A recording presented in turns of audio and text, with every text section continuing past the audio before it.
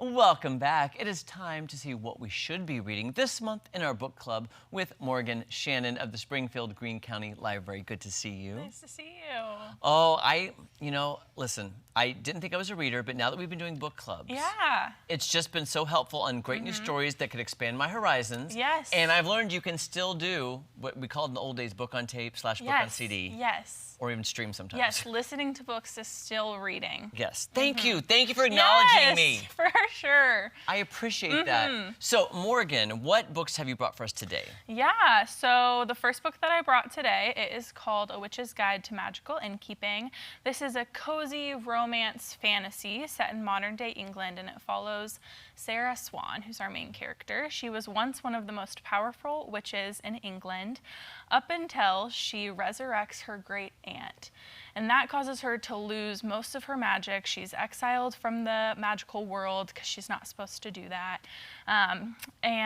Wait, you're not supposed to resurrect a dead loved one? Yeah, you're not supposed to do that. And so she ends up, there's all these consequences, and so she finds herself reluctantly helping at an inn alongside a quirky cast of characters. That's up until she finds out about an old spell book that might be the key to restoring her magic. So she teams up with this other witch named Luke Larson, who's a guarded historian also staying at the inn, and they work together to unlock the book's mysteries and get her powers back. Ooh, what genre would you call this? Oh, it's kind of like this middle, like there's some fantasy elements because of the magic and the world, but it's also romance. There's some romance elements. It's very cozy. It's pretty low stakes for the most part. It's kind of this middle ground of like, it's romance, but there's other things going on, which I think can be really fun. So, I mean, without spoilers, when the aunt comes back, does she play a pivotal role then? Yeah, so that's actually early in the book, is her resurrecting her aunt. And so she's gone, it kind of jumps the first chapter that happens, and then it jumps in the future, I think around like 15 or so years. And yeah, it's her aunt's inn that she's managing. So she's living at the inn with her great aunt, who she loves dearly, and there's all of these quirky guests staying there that play a big role. And the inn itself has some magical properties, and so that's really fun. To me, that lends an element of fantasy, just because who wouldn't want to bring back a loved one? Yeah, you know, that brings back that kind of just like, oh, I wish that could happen. Yes, for sure. Which is, okay, well, that sounds great. And then there's another one called All the Colors of the Dark. Yeah, All the Colors of the Dark. This is a mystery thriller. It's set in the 1970s in a small town in Missouri. In Missouri! In Missouri! Yay! Named Montclair, I think is what it's called, where girls begin to disappear. And so when the young daughter of a wealthy family becomes a target, this local young boy named Patch ends up stepping forward.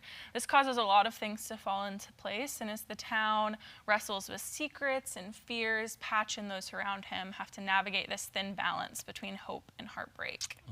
Oh, my word. Yeah. So is it... It's sad or uplifting? I mean, suspenseful? it's a mystery thriller, so I don't think it's really one or the other. This is a really character-forward book. There's a plot there. The plot is fantastic, but there's also this cast of characters that you see them grow, and you see how this tragedy and these mysteries impact their lives for generations.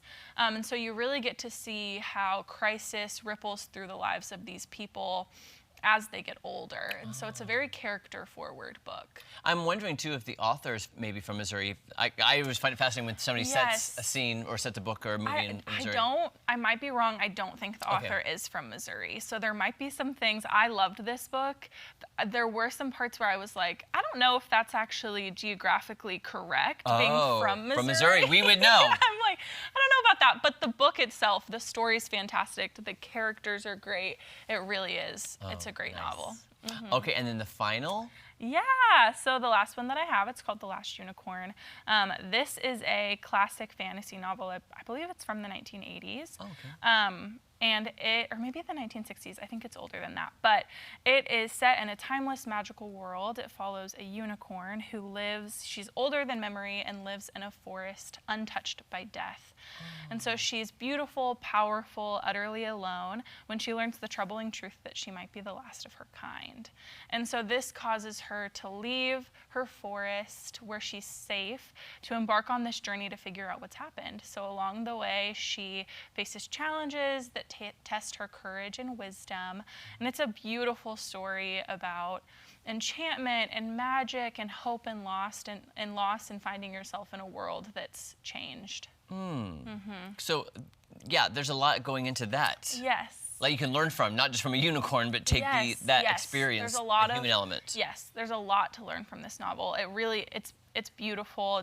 It's an adventure story. As she's on this journey, she collects a couple of characters along her way. She's traveling with, early on, this bumbling magician joins her, and so they're on this journey together. And then there's also this woman that they come into contact with as well that joins them halfway through. So, yeah. 3 great books. Yes. All different. Yes, all different. But all very great. different. And you can get these at the library? Yes. Yep. The library. See, guys, it's so easy. And look, you've already painted these visual pictures in my head that I'm just like, wow, now I got to know how to end. So thank you so much. Good to see you. Nice to see you as well. Happy holidays. Happy holidays. All right, guys, when we come back, we'll have a few musical performances from our friend Isaac Kenneth right after this.